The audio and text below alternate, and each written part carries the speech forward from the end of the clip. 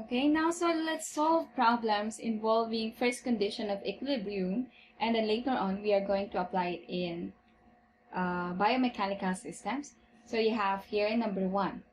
To improve the acoustics in an auditorium, a sound reflector with a mass of 200 kilograms is suspended by a chain from the ceiling. What is the weight of the reflector? And what is the tension in the chain? So if we are going to illustrate this problem, we have here, so we have here the chain,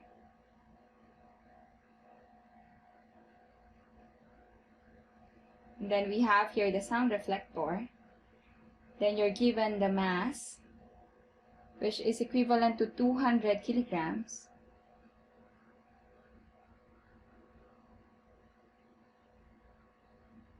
The questions in the problem, the first question is the weight of the reflector, and then the next question is the tension in the chain. So if we are going to draw the free body diagram, let's represent this one as a dot, and then this one is the weight, which is mg, and then you have the tension, which is upward. Now, the summation of forces involved here along y is equal to 0, since the sound reflector is at equilibrium. So we have here summation of forces along y, we have tension, which is upward, minus the weight of the sound reflector is equivalent to 0. Since the sound reflector is not moving, it's not moving upward or downward, it's just at equilibrium position. So you have tension is just equal to the weight. And then let's recall also that weight is equivalent to mass times acceleration due to gravity. Therefore, we have tension is just equal to mg, wherein our mass is 200 kilograms. Then our acceleration due to gravity is 9.8 meters per second squared. So since we have kilogram times meter per second squared, the unit of our tension is newtons. So solving it further, we now have 200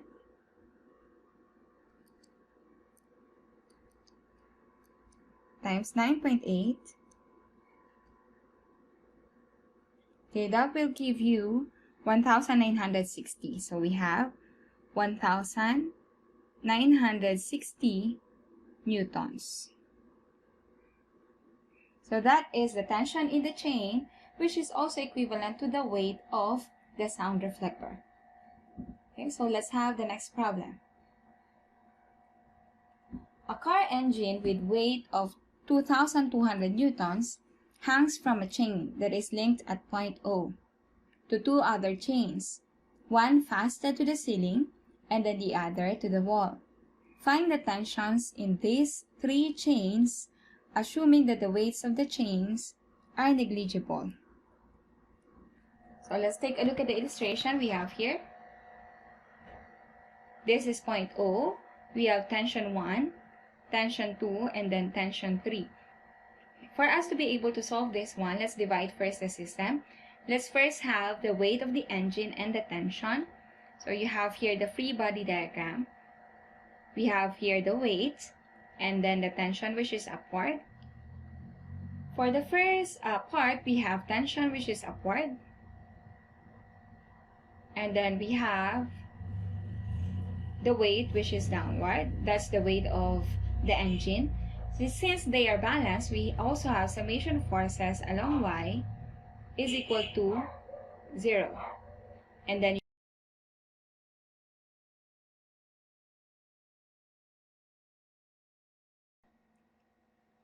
so again, we have tension minus weight equals 0. Therefore, we now have tension is just equal to the weight. So that tension is T1. So T1 is equal to the weight which was given, that is 2,200 newtons.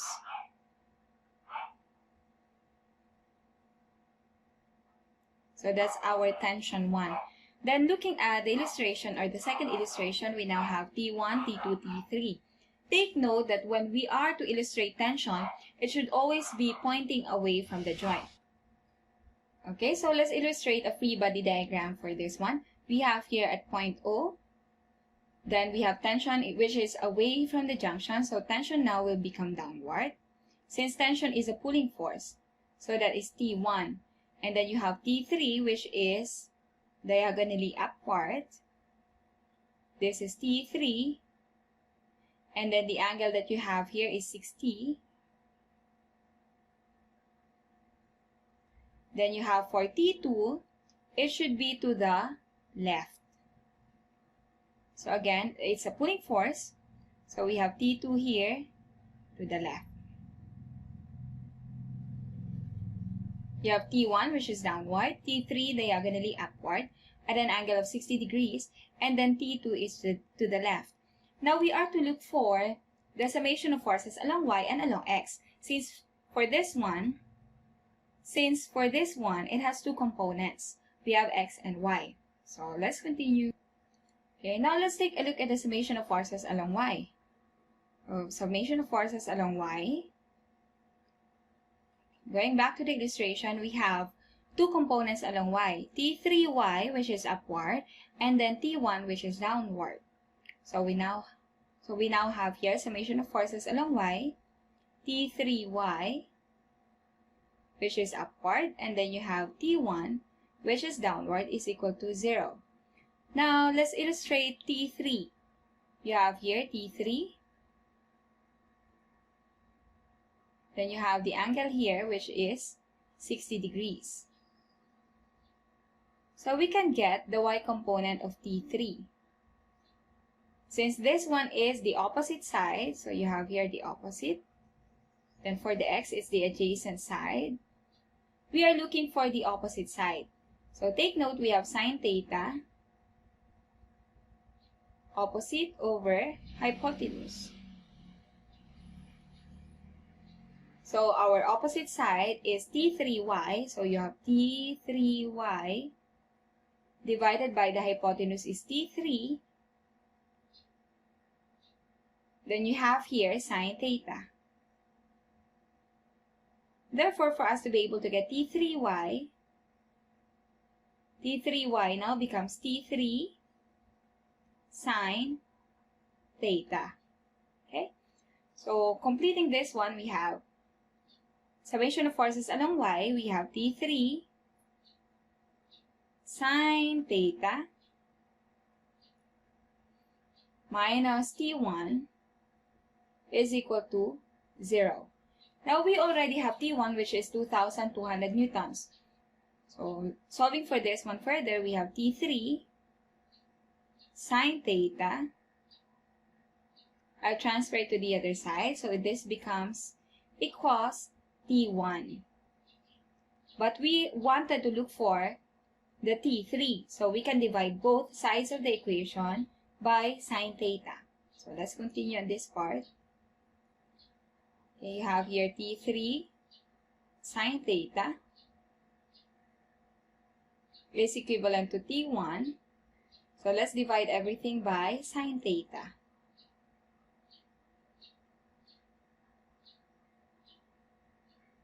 So we now have cancel sine theta. T3 now becomes T1 over sine theta.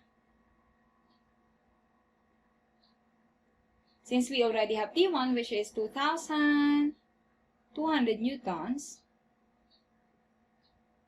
and then we have the angle, which is, the angle here is 60 degrees, so that's sine 60. Therefore, we now have T3 is equivalent to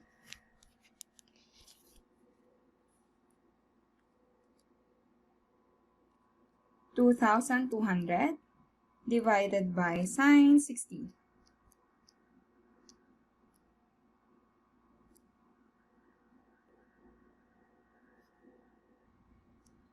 Okay, the answer is 2.54 times 10 to the third. So that is equivalent to 2,540 newtons. Okay, so that is our T3. Our T3 is 2,540 newtons. Now we have to get the other side or the other tension, which is T2. Okay, let us recall that you have here T2 to the left and then T3 there, angle 60 degrees. So you have here T3. Looking at this, we now have summation of forces along X. Wherein here, we have T3x, which is to the right, so that's positive, T3x. And then you have T2, which only has x component, so that's to the left, so that's negative, minus T2. Again, it's in equilibrium, so that is equal to 0. Now, how do we get the x component of T3? Since you have here the angle, 60 degrees, okay, looking at this, we have here the adjacent side. This time, we are looking for the adjacent side. Now, recall that we have cosine theta is equal to adjacent over hypotenuse. So, we have here T3 is the hypotenuse. Now, we wanted to get T3x, so we are looking for the adjacent side. That's cosine theta equals T3x divided by T3. So, multiplying everything by T3, we now have T3x is equivalent to T3 cosine theta. Okay, so that is the x component of T3. So, we now complete the equation. We have here T3 cosine theta minus T2 is equal to 0. So we can now transfer T2 on the other side. Therefore, the T2 is just equivalent to T3 cosine theta. Okay? So we can now get T2. The T3 that we got is 2,540. So that's 2,540 multiplied by cosine, the angle is 60 degrees. So you will now get T2. Let's solve. 2,540 times cosine 60. Okay, that will give us 1.27 times 10 to the third, or we have 1,270 newtons. Okay, so that is our T2. Take note, since they are in equilibrium, we can check by looking at the summation of forces along X should be equal to 0. So we have here, this is to the left, so that will become negative 1,270 newtons. And then T3 is 1,270 newtons, so that is equivalent to 0. Now you can also check the summation of forces along Y. That should also be equal to 0. Okay? So that's for problem number 2. Okay, for this item, an extremely large tension can be created in a rope by pulling on it perpendicular to its length. This technique can be used to pull a stock car out of the mud by tying a rope to the bumper of the car and nearby tree and pulling on the rope as shown in the figure. Find the magnitudes of the tensions in the rope. So this is the illustration. We can have the free body diagram of this one. So we can use a free body diagram for this. We have here, this is the pulling force. You have 400 newtons.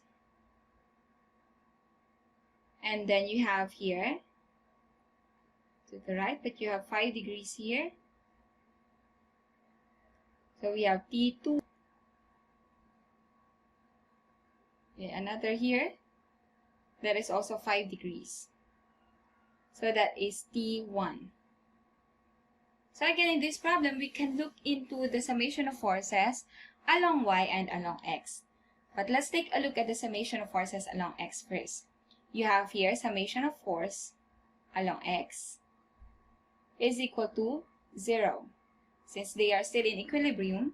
So we have here, along x, we have that is to the left, and then this one is to the right.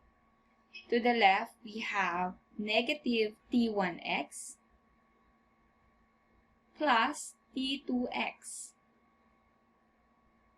is equivalent to 0. Okay, recalling what we did, we have here that is 5 degrees, so the x component is also the adjacent side, so we can use cosine. We now have negative t1 cosine 5 degrees plus t2 cosine 5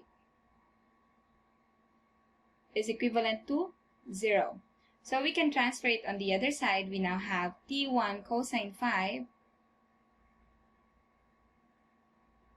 is equivalent to t2 cosine 5. Since they have the same angle, we can cancel out cosine 5 degrees. Therefore, we can now say that t1 is equal to t2. So we can use this relationship when we sum up the forces along y. Let's take a look at the forces along y. We have summation of forces along y is equal to 0. Take note also that in the illustration, the opposite side is the y component. So we have here, t1 is also upward. t1 sine theta. Then we also have t2 which is upward. Therefore, we add t2 sine theta. But we have there the pulling force which is downward, and it's equivalent to 400 newtons. So that's minus 400 newtons equals 0. Looking at this, we could no longer solve t1 and t2. But we have sine which is 5 degrees. So we can just write down here sine 5 degrees. But still, we cannot solve t1 or t2. But let's use the relationship that we got in summation of forces along x, wherein, recall that according to the first equation, we have t1 is equivalent to t2. So let's try to substitute t2 with t1 since they are the same. So we now have summation of forces along y, t1 sine theta plus t1 sine theta minus 400 is equivalent to 0. Okay? So we can now combine this one, t1 sine theta plus t1 sine theta equals 2 t1 sine, and then the angle is 5 degrees. So I'll just write down 5 degrees minus 400 is equivalent to 0. Then this 400, we can now transfer it on the other side. So we add 400 to both sides of the equation. We now have 2 t1 sine theta or sine 5 equals 400.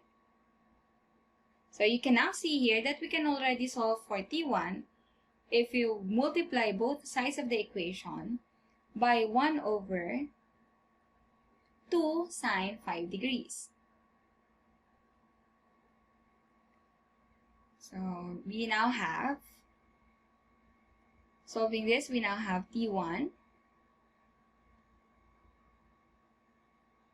Okay, solving this, we now have t1 is equivalent to 400 divided by 2 sine 5.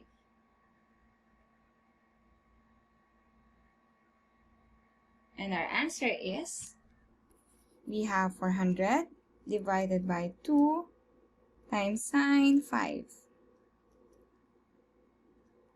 Okay, equals 2,295. If we are going to round it off, we now have 2,295.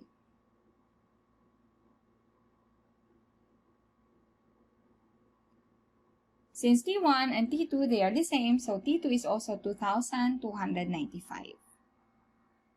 So that is also equivalent to T2, okay? So that's for problem number 3. Okay, we will end with this one in this video. Now, for the next video, I'll show you how it's applied in the different biomechanical systems, okay? So please study this well so that we can apply it in the next problem solving that we will have.